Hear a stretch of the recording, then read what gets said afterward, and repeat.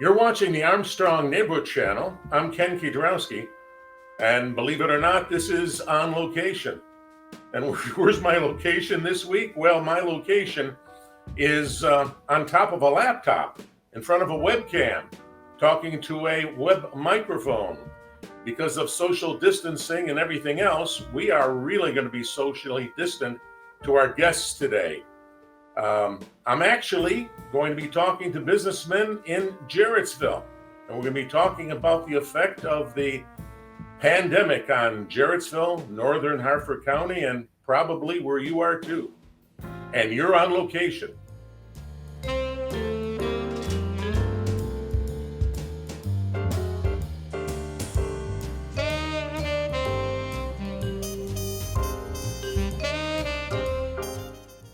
Well, welcome everybody. This is On Location. I know it doesn't look like On Location because we're usually traveling all over Harford County and Cecil County and York County and Chester County, Pennsylvania, visiting interesting people and visiting interesting places.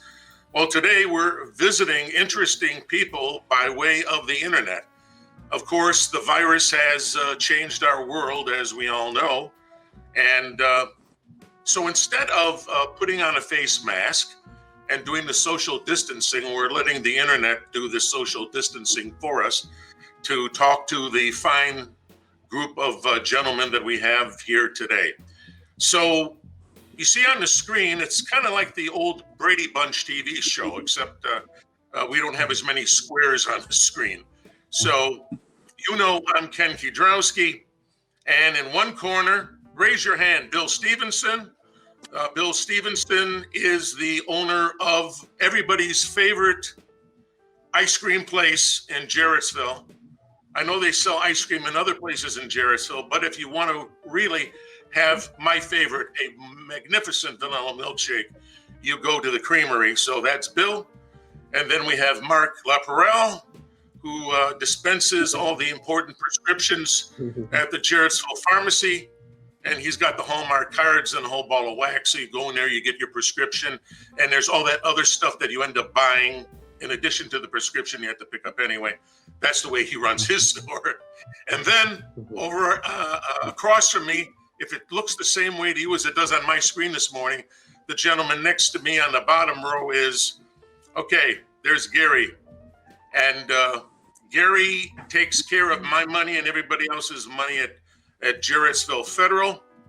And Gary, Mark, Bill, thank you for being here today. You know, we're here for one important reason, and that is this virus thing. You know, people are probably tired of hearing about the virus. They see it on all the TV networks and they see it on all the local TV stations. But then, of course, this isn't just any broadcast. This is very much narrow casting. We have a very narrow audience geographically. So perhaps the people who are watching can hear some things that they might not hear on the Baltimore stations or on New York stations or on the national networks, because we're talking about Jarrettsville and the Jarrettsville community. And, you know, northern Harford County. So let's do it this way. I already introduced you, but why don't we start with Bill? And Bill, why don't you tell us a little bit about your business and how long you've been in business, and we'll start there. Sure, absolutely. Thank you. So myself and my wife, Susan Stevenson, are the owners of Jarrettsville Creamery and Deli. We opened in October of 2009. We are a full service deli, and we make our own ice cream. Everything ice cream related we do on site right there. And at this point, we have limited indoor seating as well as some outdoor as well. And, you know, we offer curbside as well as carry out. We do online ordering, and that's just a little bit about what we do. Right. And like I told you before we started the show, I have my handy cell phone, and since I've been to your place, I get these little messages once in a while reminding me I should go in and buy more ice cream and more ice cream. And very clever the way you have that done, Bill. I enjoy stopping at your store. Yeah. Yep. Thank you. Okay, you bet. Now, Mark, over there at the Jarrettsville Pharmacy, how long has your store, your business been in business? Well, originally it was from like back in the 1950s. It's been in this site since 1967. I've owned it since, and my wife have owned it since 1998.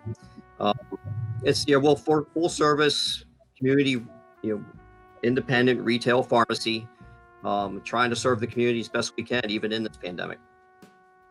We've been able to implement some new policies. We offer curbside, considering doing some home delivery.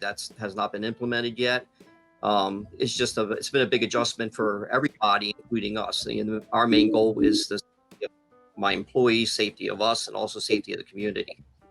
So we've had to make some changes, including barriers to help that occur. Okay, this doesn't have anything to do with the pandemic, but how is it having an independent drugstore in a day and age where it seems that all the drugstores seem to be the large multi-chain nationwide drugstores? Well, for us, it's we're kind of an isolated community. The closest chain pharmacy is really about 8 miles away. So we have a nice community that we live in and we operate our business in.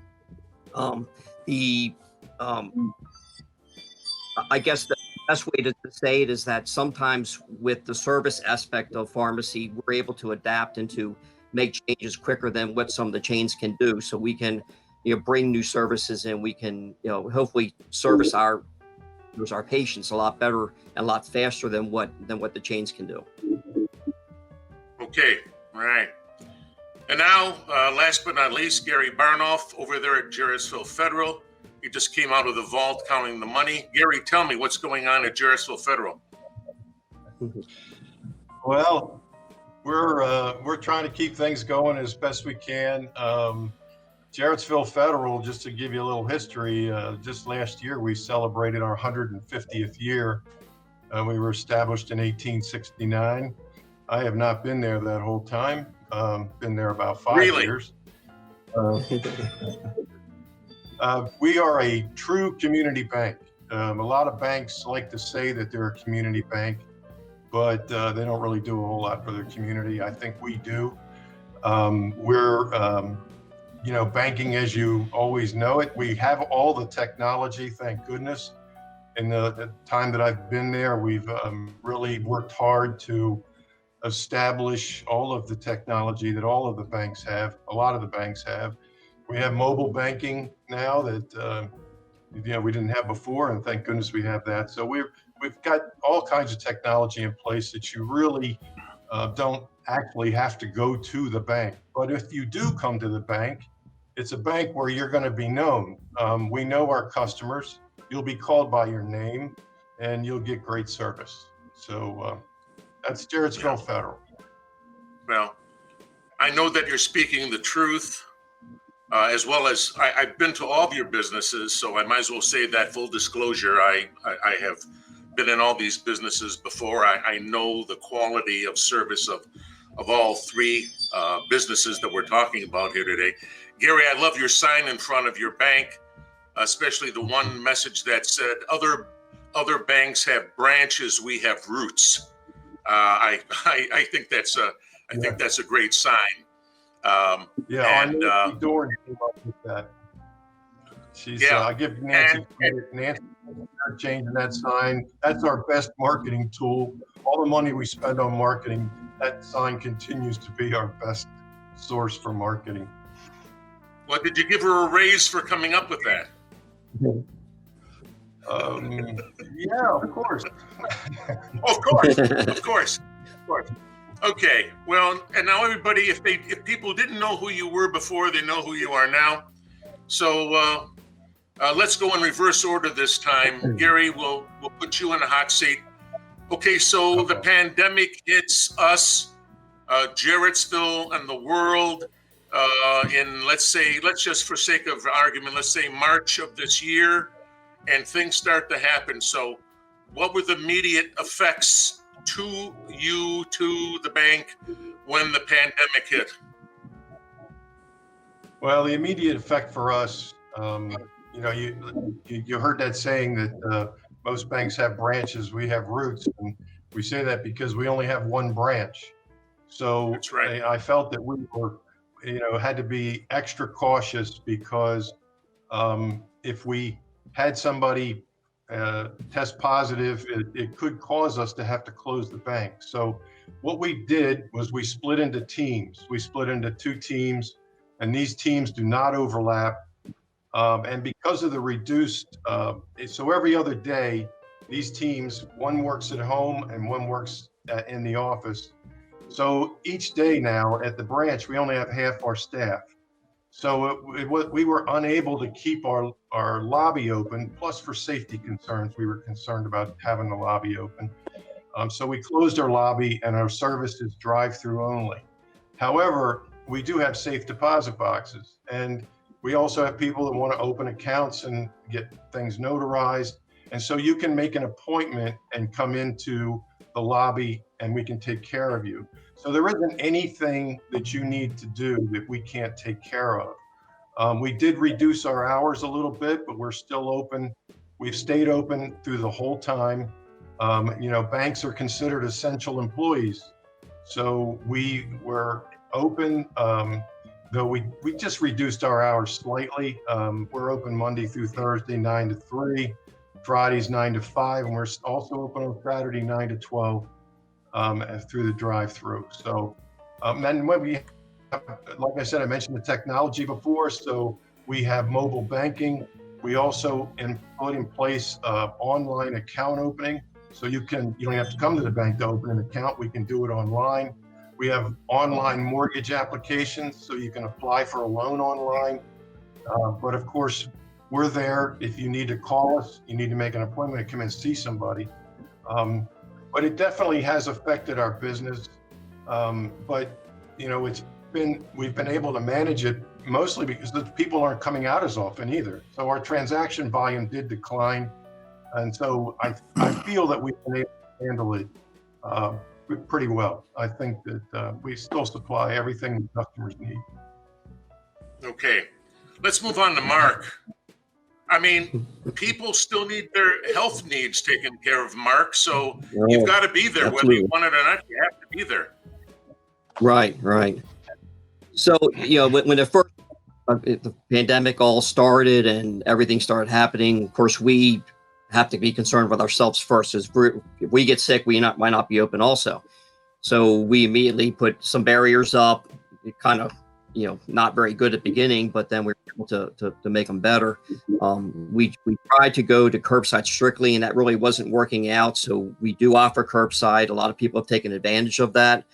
But the main thing is for us in here, we're being very cautious. We're trying to maintain our distance. In the actual pharmacy area, that's a little tough to do because we're all working together. Of course, we're all wearing masks, and it creates problems with itself. Sometimes there's communication issues. Just from simple hearing what somebody's saying, whether it's a customer talking to us or us talking to a customer. But basically, we've been able to adapt. We've been able to keep the store open. Nobody, thankfully, has tested positive. So that's been a big plus, and we are taking the precautions. We're just trying to make sure that nobody becomes complacent with what is going on, so that they continue to stay healthy and safe. It's an adjustment. And being a drugstore and dealing with medical goods, the people would expect that you would exemplify most of all the type of care that is necessary during a pandemic. We try to do that, sure. We try to maintain as much as we can, even going out and getting prescriptions from people out in the parking lot to bring them in so they don't have to come into the building. We do have a mobile app that people have been using for refills. We're trying not to take any bottles from the outside. We're trying to cut down on exposure for things from the outside. So we are making adjustments, and it's working out well. Okay. Well, Bill, here we are. So has business gone up? Has business gone down? Do people need more ice cream during a pandemic? What's going on? So I'll tell you, in the middle of March, when the order was placed by the governor to stop indoor dining, we immediately had to decide how we were going to continue to do business, and as a result, just before the pandemic started, we had contracted to install a new point of sale system, and one of the components of that new point of sale system was online ordering as well as an ordering kiosk, in our building. So online, that was good timing in one respect, because online ordering became very prevalent, and then people could place their order online on their phone, on their tablet, desktop, and pay that same way. And then we could deliver their order to them curbside or carry out for folks who didn't want to come in for all the obvious reasons as a result of the pandemic. So that was good timing relative to the pandemic and everyone feeling safe. We did that as well. Obviously, we took steps regarding CDC guidelines with everyone wearing masks, and of course, everyone always wears gloves in our establishment as far as our staff is concerned. And we instituted temperature checks for our staff when they enter the building, and health screening questions at shift change whenever any member of the staff reported for work. So the steps that we have taken, online ordering, curbside, carry out. We did try delivery for a short period of time. We figured it would be a good time to experiment with that. And we did it for about a month or so, and just to see how well it would be received and whether there was a need for that. And we decided that it really wasn't. So we did discontinue that service. But to answer your question about how has business been, so things really dropped off right when, the middle of March, when the stay-at-home order was issued and dining rooms were shut down. And we had a rough 2 or 3 weeks, I would say. And, it was kind of pins and needles there for a little bit until, I say 2 or 3 weeks passed, and people, for lack of better terminology, I guess they got cabin fever a little bit, and they just needed to get out of the house. I know my wife and I are guilty of that too. We just, many times just said, we got to get in the car and go for a ride. And we did that many times, and we did find that things started to pick up business-wise, and quite honestly, our retail sales of quarts, pints, ice cream cakes, ice cream pies, our ice cream sandwiches, all the things that are in our retail freezers out front really took off and jumped up to the point where we added another freezer, a merchandising freezer out front to accommodate the additional business. So, well, you could have bigger problems. But, Yes. Yeah. So that was we were happy to see that because we were not expecting that. And since then things have picked back up, and business is better than we thought it was going to be. Initially, we did cut our hours. We did not lay anyone off. Some of our staff chose to take a leave for a while just because they were concerned, and obviously we accommodated regarding that, and all of those have come back now since then for the most part. So there's definitely been challenges, and we've always been very appreciative for the support of the community, and that's what it's all about. And without the community, none of us would be here. So Right. That being said, we feel very fortunate to to even be here, today to talk about how things have affected us to the point that we are right now.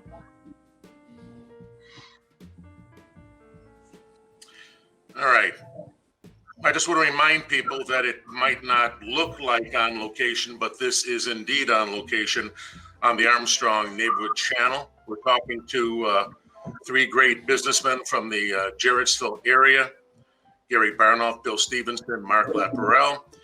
And guys, we've talked a little bit about your businesses, but right now I'd like you to represent other businessmen in the area, different businesswomen in the area, different businesses, let's say.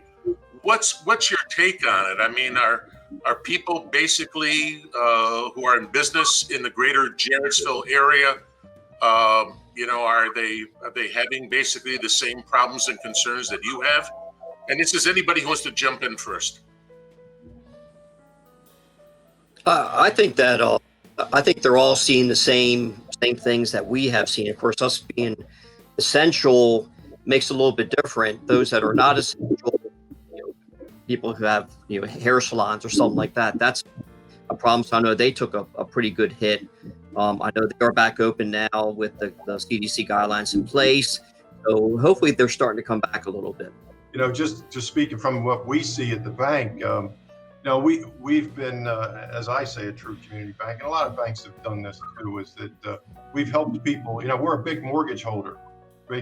So we had some folks that, quite a few that maybe because of COVID, because they were laid off, they were unemployed, they fell behind on their mortgage payments. And so we have done some mortgage modifications and granted them a 90-day deferral. And if it's any kind of indicator that things are maybe starting to come back a little bit, those folks are back on schedule again.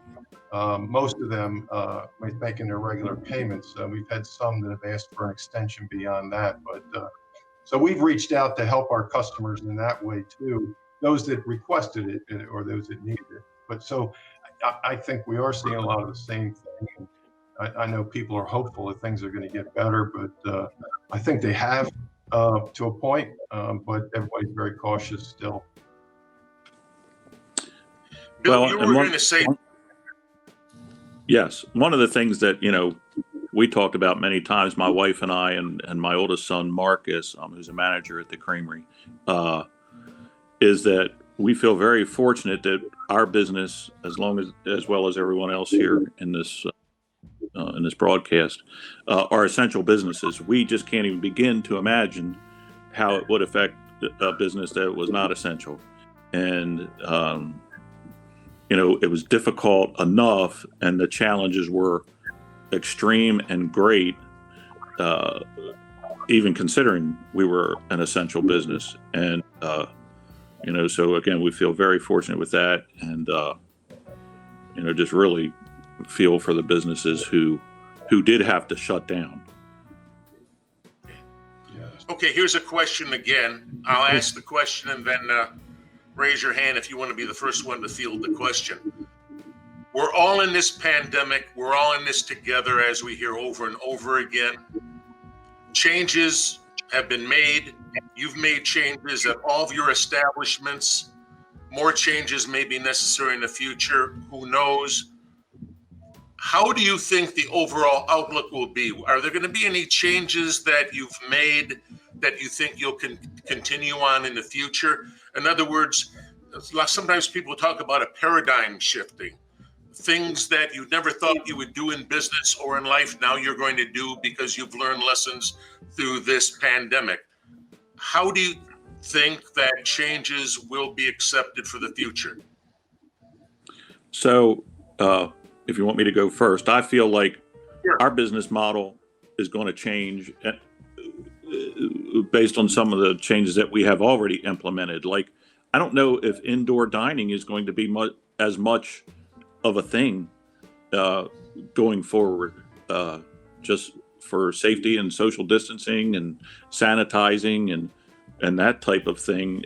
We are positioned and ready to switch things up. I mean, I told you, about the example where we increased our retail space for our pints and quarts and ice cream cakes and all those kinds of things because sales went up on those because people would rather go back home in some cases and not sit in our dining room for all those reasons that I just stated. So we have already kind of switched gears a little bit.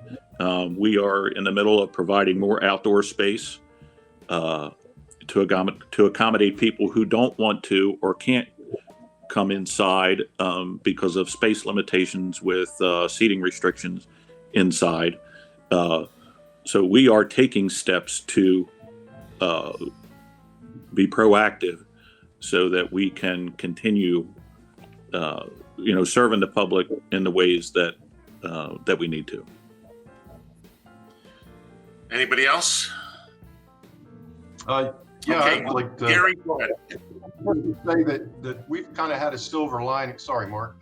We've Oh, no problem. kind of the silver lining thing is that our customers are using mobile banking and online banking and ATMs more than they ever did before. I think our mobile banking usage is up 68%.